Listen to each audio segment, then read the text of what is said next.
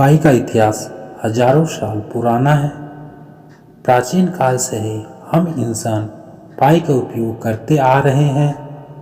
लेकिन क्या आप जानते हैं पाई क्या होता है? स्टीफन हॉकिंग और एल्बर्ट आइंस्टीन जैसे वैज्ञानिक से क्या रिश्ता है?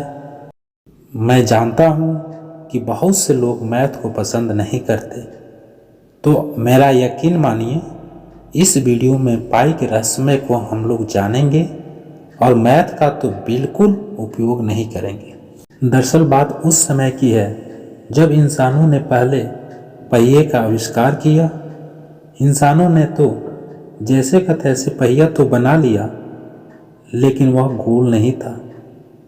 जब वे सामान को इधर उधर ले जाया करते तो सामान गिरने का डर बना रहता था, क्योंकि पहिए गोल नहीं थे।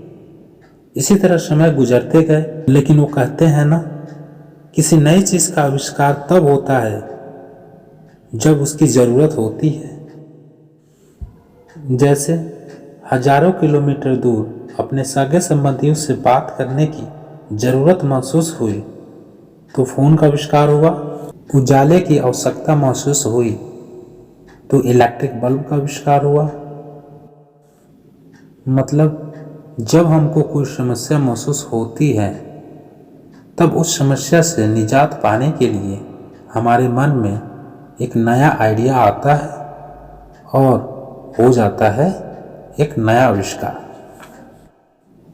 इसी तरह से जब पहिए का आविष्कार आगे बढ़ता रहा और पहिया गोल होता गया, तब लोगों ने जाना कि कोई पहिया पूरी तरह से गोल तब होता है जब उसका परिधि यानी सरकमफ्रेंस, व्यास यानी डायमीटर का अनुपात एक कांस्टेंट हो।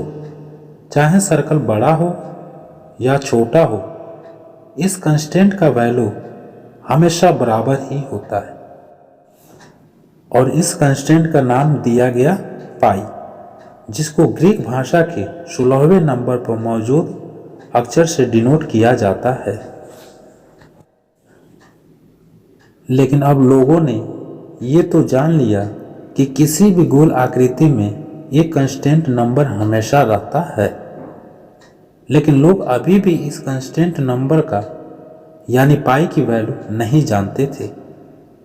और मजे की बात यह है कि हम लोग भी आज भी इस पाई की एग्जैक्ट वैल्यू को नहीं जानते हैं।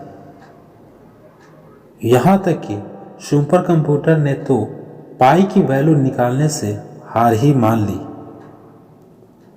और कुछ लोगों ने तो अपनी पूरी जिंदगी पाई की वैल्यू निकालने में ही गुजार दी। वो खुद तो गुजर गए और पाई की वैल्यू अभी भी नहीं निकली। अब आप सोच रहे होंगे कि पाई इतना इम्पोर्टेंट क्यों है और पाई का वैल्यू निकालना इतना मुश्किल क्यों है। लेकिन हमने तो स्कूल में पाई की वैल्यू 22/7 पढ़ी थी। लेकिन अब आप जान लें, पाई की वैल्यू 22/7 जो पढ़ी है वो गलत है और आपने गलत पढ़ा है। दरअसल पाई एक इरेशनल नंबर होता है, इसकी वैल्यू कभी भी रिपीट नहीं होती है। लेकिन अब आपको यह जानकर हैरानी होगी कि बिना पाई की वैल्यू जाने हम स्पेस में कोई भी मिशन नहीं कर पाते, यहाँ तक कि हम कोई भी जहाज नहीं उड़ा पाते।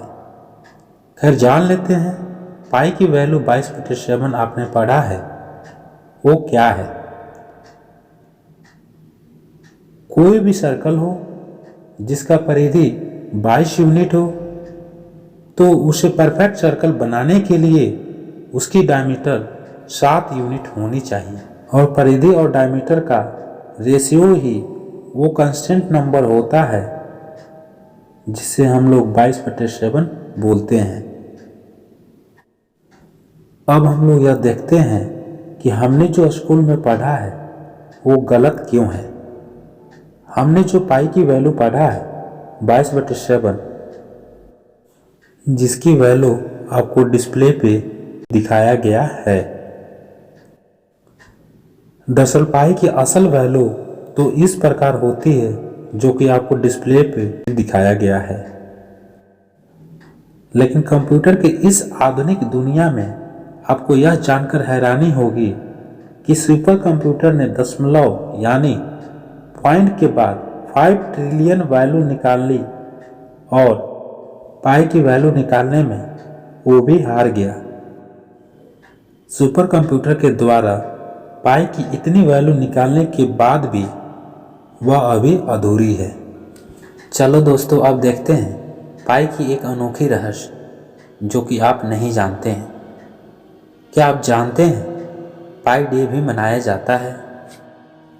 वो है 14 मार्च, जो कि पाई की वैल्यू में ही छुपा है। इस पाई डे को सेलिब्रेट करने के लिए एक निश्चित समय है जो कि 1:59 PM है। यह भी पाई की वैल्यू में ही छुपा है। अब हमें पाई की वैल्यू को आगे बढ़ाना होगा। अब मैं आगे आपको जो बताने जा रहा हूँ वह या तो एक इत्तेफाक है या कुदरत का एक करिश्मा। 14 मार्च को ही फिजिक्स में उथल पुथल मचाने वाले महान वैज्ञानिक एल्बर्ट आइंस्टीन का जन्म हुआ था। और एक और इत्तेफाक बताऊं आपको, इसी 14 मार्च को महान वैज्ञानिक स्टीफन हॉकिंग का देहांत भी हुआ था। आपको यह क्या लगता है, यह एक इत्तेफाक है या इसके पीछे कोई रहस्य छुपा हुआ है? प्लीज़ आप मुझे कमेंट बॉक्स में ज़रूर बताना।